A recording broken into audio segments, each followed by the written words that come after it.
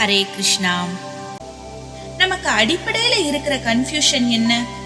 புத்தி சொல்றத கேட்கவா, மனசு சொல்றத கேட்கவான்னு தான். அந்த கன்ஃபியூஷன்ஸால தான் நாம இன்பம், துன்பம், லாபம், நஷ்டம், வெற்றி, தோல்விங்கிற இடியாப்ப சிக்கல்ல மாட்டிக்கிறோம். புத்தி சமநிலையில இருந்தா கன்ஃபியூஷன் இருக்காது. பகவான் சம புத்தியோட இருக்கிறது தான் யோகம்னு சொல்றார். ஒரு வண்டியில 5 பேசஞ்சர் டிராவல் பண்றாங்க. ஒவ்வொருத்தரும் ஒவ்வொரு ரோட்ல போக நினைக்கிறாங்க.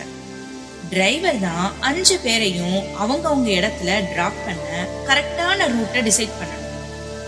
டிரைவர் பேலன்ஸா இருந்தா நல்லது. அவரும் கன்ஃபியூஸ் ஆகி பேசஞ்சர்ஸையும் கன்ஃபியூஸ் ஆக்கிட்டா சிக்கல். இதுல அந்த 5 பேரு உடல் இந்திரியங்கள். அவங்க போற ரோடு தான் மனம். பேலன்ஸா இருந்து ரூட்டை ஆப்டிமைஸ் பண்ண வேண்டிய அந்த டிரைவர் தான் புத்தி. டிரைவர் இவங்களை டிராப் பண்ண மாட்டேன், ஆளாளுக்கு ஒன்னொன்னு சொல்றாங்கன்னு எஸ்கேப் ஆறது முட்டாள்தனம். அப்படி எஸ்கேப் ஆனா அந்த டிரைவர் எங்க போய் டிரைவ் பண்ணாலும் இதே சிச்சுவேஷனை தான் ஃபேஸ் பண்ண வேண்டி வரும். மனச புத்தியால கண்ட்ரோல் பண்ணு அர்ஜுனா.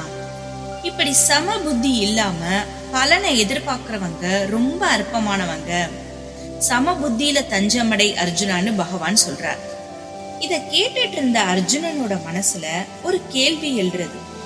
கிருஷ்ணா, நீ சம புத்தியோட கர்மா செய்யு சொல்ற, ஆனா நான் அப்படி செய்யறதால என்ன நன்மை? ஏன் அப்படி செய்யணும்? இந்த கேள்விக்கு பகவான் சொல்ல போற இன்ட்ரெஸ்டிங்கான பதில அடுத்தடுத்த வீடியோல பார்க்கலாம். ஹரே கிருஷ்ணா.